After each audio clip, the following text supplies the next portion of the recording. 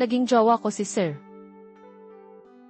Akala ko kami hanggang dulo pero isa lang pala akong estudyanteng naiwan habang siya ay umibig sa iba. Hello mga ka-stories, ako po si Janet, taga-probinsya.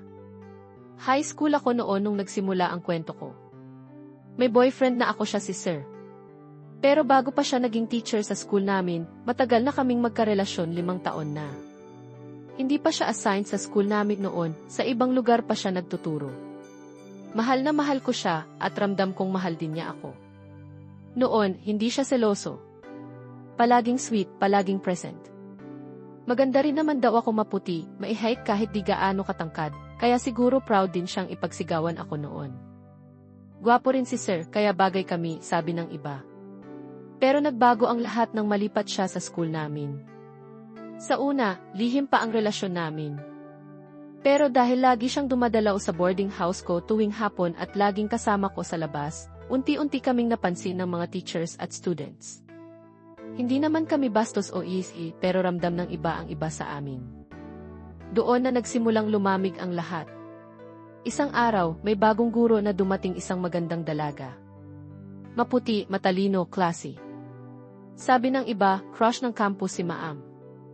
Doon na rin siya tumira sa cottage kung saan kasama ang ibang teachers, pati si Sir. Laging tinutukso si Sir kay Maam. Dati, hindi ito big deal. Pero napapansin kong masaya siya kapag kasama ang bagong guro. Hanggang sa naramdaman kong unti-unti na siyang lumalayo sa akin. Sabay pa niyan, kumalat sa campus ang bagong rule na bawal ang teacher-student relationship. Para bang ako talaga ang pinatatamaan. Nawalan ako ng gana pumasok. Tuwing nakikita ko si Sir sa school, para na lang siyang ibang tao, teacher na lang. Wala na yung dating kilig, wala na yung dating kami. At dumating ang araw na pinakaayaw kong mangyari, nalaman ko sila na ni Maam. Nakita ko mismo ang mga chat nila. Habang ako, umiiyak, tahimik na lumayo. Hindi ko siya kinumpronta. Hindi ako nagmakaawa. Dinala ko na lang ang sakit. Hindi ako ang pinili niya. Pero ako ang pinili kong ilaban ang sarili ko. Pagkatapos ng lahat ng nalaman ko ang chat nila, ang pagiging sila na hindi ko na kinaya. Umiiyak ako gabi-gabi. Ang sakit. Hindi lang puso ko ang durog, pati dignidad ko. Estudyante ako. Siya guro. At sa huli, pinalit niya ako sa mas katanggap-tanggap. Hindi na ako pumasok ng 1 linggo. Ayoko nang makita si Sir. Ayoko nang marinig ang pangalan niya. Sabi ng classmates ko, hinahanap daw ako ni Sir. Pero hindi na ako bumalik. Nagdesisyon akong lumipat ng school. Bitbit ang sugatang puso, lumipat ako ng bagong eskwelahan. Walang may alam ng nakaraan ko. Doon ko sinimulan ang bagong Janet, mas tahimik, mas matalino, mas determinado.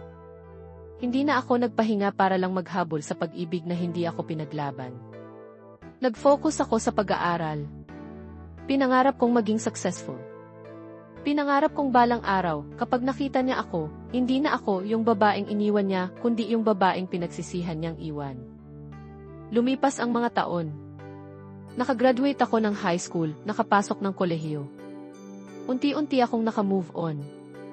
Minsan naiisip ko pa rin siya, pero hindi na masakit gaya ng dati. Hanggang sa isang araw may balita akong natanggap. Janet, hiwalay na daw si Sir at si Maam.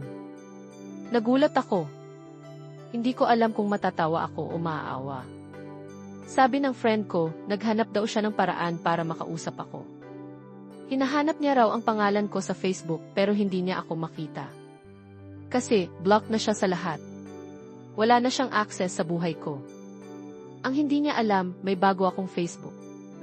Ibang pangalan. Ibang mundo. At sa mundong iyon wala na siya.